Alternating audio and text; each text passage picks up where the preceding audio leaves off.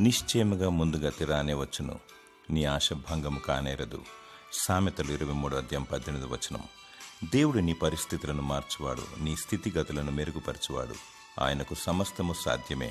పెంటకుప్ప మీదనున్న దరిద్రులను పైకి లేవనెత్తువాడు. ఆయన సంతులేని దానిని ఇల్లాలుగాను కుమారులు గల తల్లిగాను చేయును.